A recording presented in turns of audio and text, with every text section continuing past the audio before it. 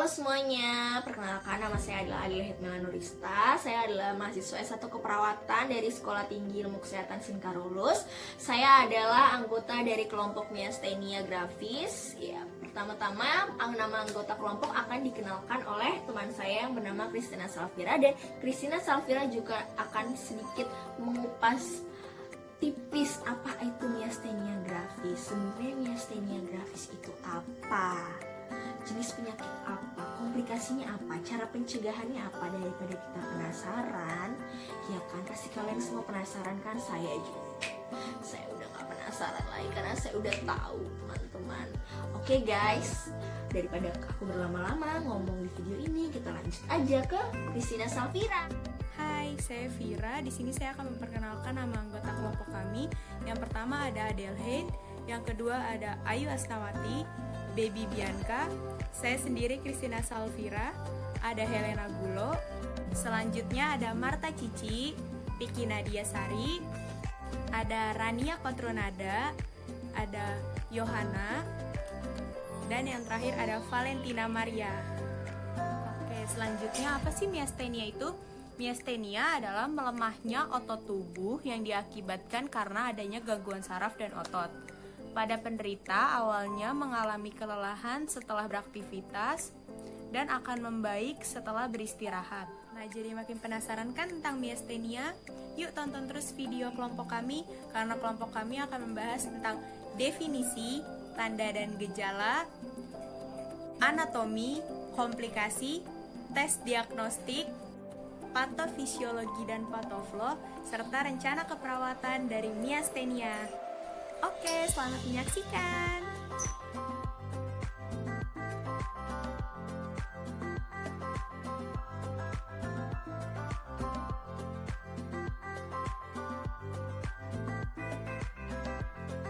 Halo semua, nama saya Valentina Maria, saya dari Bekasi.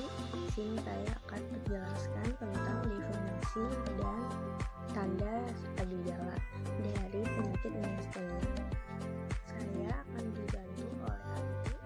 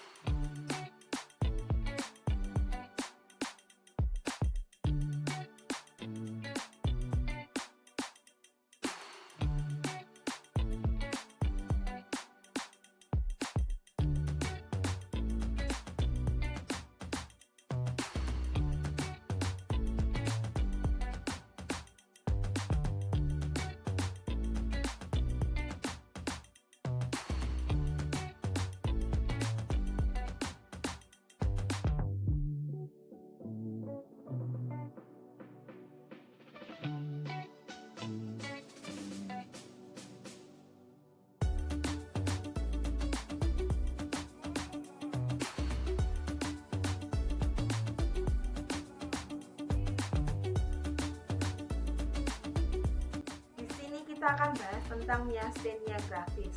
Dan saya sendiri yang ada di Jakarta akan membahas tentang anatomi. Penasaran? Myasthenia Gravis atau penyakit autoimun yang menyebabkan otot rangka melemah. Pada penyakit ini, terkadang orang merasa baik-baik saja, dengan seiringnya berjalanan waktu akan merasakan sangat lemah. Myasthenia dapat mempengaruhi ekstraokular otot yang mengontrol pergerakan mata serta kelopak mata, sehingga terjadi diplopia atau penglihatan ganda dan ptosis. Pertama-tama, neuron motorik melepaskan asetilkolin, neurotransmitter, dan akan mengikat reseptor asetilkolin nikronik ke reseptor yang aktif, di mana akan menyebabkan reaksi otot. Sel B mengikat reseptor asetilkolin nikotinik pada sel otot, Setelah reseptor asetilkolin diikat oleh antibodi, mereka tidak dapat mengikat asetilkolin. Karena itu, tidak ada sinyal dari sistem saraf sistem pusat dan akan menyebabkan peradangan dan penghancuran sel-sel otot dan mengurangi jumlah reseptor asetilkolin pada permukaan. Myasthenia gravis akan menghasilkan antibodi yang berbahaya, disebut antibodi reseptor tirosin kinase spesifik otot yang menyerang protein di dalam sel otot dan akan menyebabkan kerusakan. Indikasi yang kemungkinan muncul pada penderita myasthenia gravis ada 5, yaitu yang pertama, krisis myasthenia, kedua, krisis kolinergik, ketiga, pneumonia, 4, sepsis, dan kelima, komplikasi akibat imobilisasi. Diagnostik myasthenia gravis ada 5. Yang pertama, tes darah untuk mendeteksi keberadaan antibodi di dalam darah yang menyebabkan otot melemah. Yang kedua, tes fungsi paru untuk memeriksa kondisi paru dan mendeteksi gangguan pernapasan akibat melemahnya otot tubuh. Yang ketiga, elektromiogram untuk mengukur aktivitas listrik yang mengalir dari saraf ke otot. Keempat, tes stimulasi saraf repetitif untuk mengukur kemampuan saraf dalam mengirim sinyal ke otot. Yang kelima, tes pencitraan seperti MRI dan CT scan untuk mendeteksi keberadaan tumor dan kelainan pada kelenjar timus. Myasthenia gravis disebabkan oleh kelainan autoimun atau kelainan genetik. Dari ini menyebabkan hilangnya reseptor ACH dalam neuron parasinaptik dari sambungan neuron muskular dan dapat menyebabkan reseptor asetilkolin ini menjadi rusak. Karena mengalami kerusakan reseptor asetilkolin ini mengakibatkan berkurangnya untuk menuju ke membran postsinap, di mana mengakibatkan kerusakan transmisi impuls syaraf menuju ke sel-sel otot. Kerusakan ini mengakibatkan kelemahan otot. Nah, karena otot mengalami kelemahan mengakibatkan otot okuler, otot pernafasan, dan otot wajah, faring, serta laring menjadi lemah juga. Otot okuler mengalami kelemahan mengakibatkan gangguan otot levator palpebra. Ini mengakibatkan diplopia, yaitu penglihatan menjadi ganda, dan plotis yang mengakibatkan kelopak mata terlihat seperti terjatuh atau orang tertidur, di mana muncul masalah keperawatan, gangguan citra tubuh. Kemudian menyebabkan gangguan otot wajah, otot laring, dan faring. Ini mengakibatkan regurgitasi makanan ke hidung saat menelan, kemudian distonia atau sulit mengucapkan kata-kata, dan kelemahan otot latum yang mengakibatkan seseorang tidak mampu untuk menutup rahang. Kemudian gangguan otot nafas, di mana gangguan otot nafas ini dapat menyebabkan dua itu, kelemahan otot pernafasan dan ketidakmampuan batuk efektif, di mana dari kelemahan otot pernafasan mengakibatkan sesak napas, sehingga muncul masalah keperawatan, ketidakefektifan pola nafas. Dan ketidakmampuan batuk efektif ini karena adanya peningkatan mukus dan muncul masalah keperawatan, ketidakefektifan bersihan jalan. Kali ini saya akan menjelaskan mengenai patoflow myasthenia. Myasthenia itu mempunyai dua faktor etiologi, yaitu kelainan autoimun dan genetik. Kelainan autoimun yaitu kekurangan ACHR dan kelebihan kolinesterase. Karena kelainan autoimun menyebabkan hilangnya reseptor ACH dalam neuron pasca sinaptik dari sambungan neuromuskular, sehingga merusak reseptor asetilkolin. Selanjutnya, jumlah reseptor asetilkolin tersebut berkurang pada membran postsinaps, sehingga terjadinya kerusakan pada transmisi impuls syaraf menuju sel-sel otot dan akan mengakibatkan beberapa kelemahan otot. Di antaranya adalah pertama, otot okular. Dia mengganggu gangguan otot levator palpebra yang menyebabkan ptosis dan cryptopia. Yang akhirnya masalah keperawatannya adalah gangguan citra diri. Yang kedua, menyerang otot wajah, laring, dan faring. Klien menjadi tidak mampu menutup rahang atau membuka rahang dengan baik, sehingga masalah keperawatannya menjadi gangguan nutrisi. Lalu, menyerang otot voluntar, dia menjadi mudah lelah. Saat melakukan aktivitas sedikit, dia mudah lelah dan gampang capek, sehingga masalah keperawatannya intoleransi aktivitas. Selanjutnya, menyerang otot pernafasan, menjadi ketidakmampuan batuk efektif. Klien menjadi susah atau tidak mampu. Seperti yang kita ajarkan batuk efektif, tapi klien tidak mampu melakukan batuk efektif tersebut karena sudah sangat sesak, dibarengkan dengan sesak tersebut.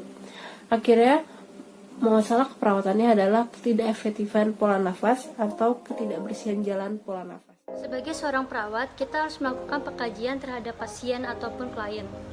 Pada kasus yang kelompok kami miliki ini, pola yang pertama kita ambil adalah pola persepsi dan pemeliharaan kesehatan.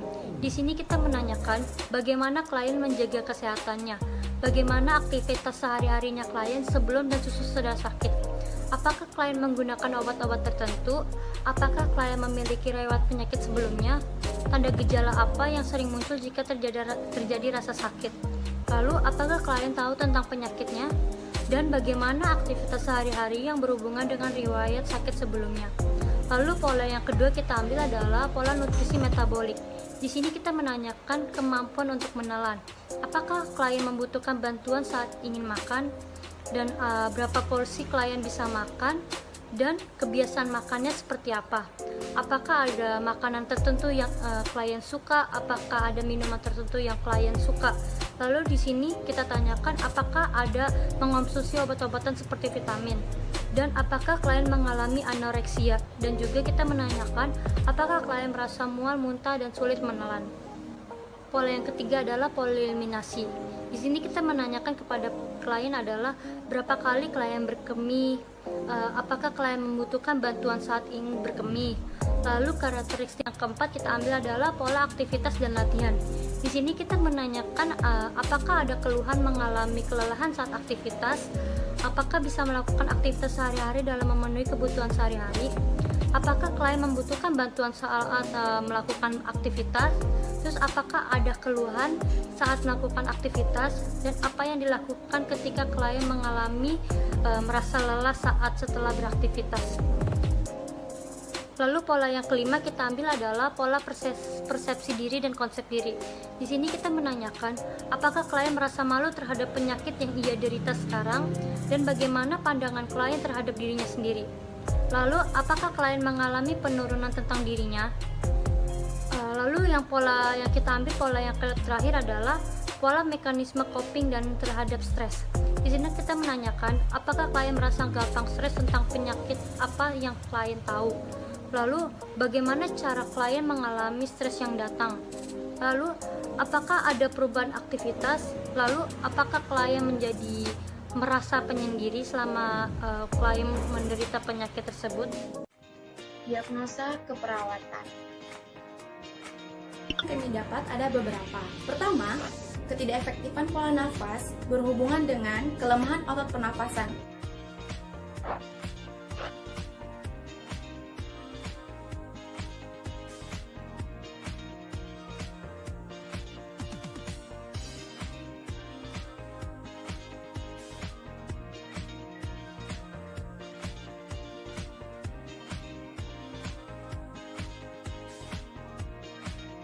Yang kedua, bersihan jalan nafas tidak efektif berhubungan dengan obstruksi jalan nafas, gangguan otot nafas, dan sekresi yang mukrus yang berlebihan.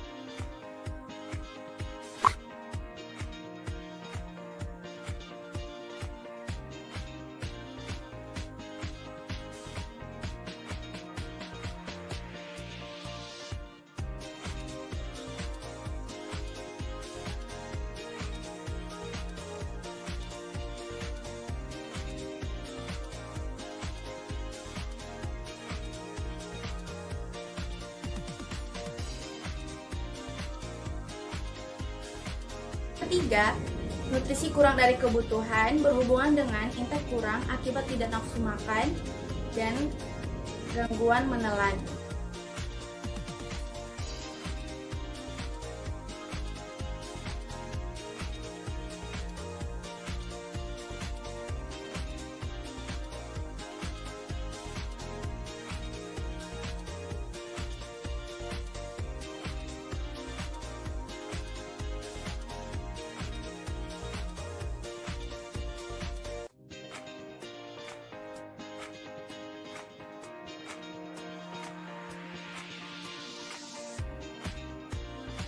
Yang keempat, gangguan mobilitas fisik berhubungan dengan penurunan kekuatan otot. Yang kelima, gangguan citra tubuh berhubungan dengan penyakit, yaitu perubahan bentuk wajah. Discharge planning untuk miastenia gravis, yang pertama minum obat secara teratur, yang kedua batasi aktivitas jangan sampai kelelahan, yang ketiga jangan sering terpapar dengan panas matahari, keempat menghindari distres atau manajemen stres yang salah, dan kelima hindari makanan fast food. Penata laksanaan medik untuk miastenia gravis yang pertama ada plasma exchange. Respon terapi ini adalah menurunnya titer antibodi. Yang kedua ada intravena imunoglobulin atau IVIG, diperkirakan mampu memodulasi respon imun. Yang ketiga ada kortikosteroid, memiliki efek kompleks terhadap sistem imun. Yang keempat ada azathioprin, memiliki efek terhadap penghambatan sintetis nukleotida pada DNA dan RNA. Yang kelima ada asetilkolinesterase inhibitor. Pemberian antikolinesterase akan sangat bermanfaat pada miastenia gravis golongan 2A dan 2B. Yang keenam ada pembedahan timektomi, yaitu pengangkatan kelenjar timus. Untuk penata laksanaan umumnya, yang pertama ada pemenuhan kebutuhan nutrisi, kedua aktivitas fisik dan pencegahan komplikasi, dan yang ketiga adalah penggunaan ventilator jika ada indikasi.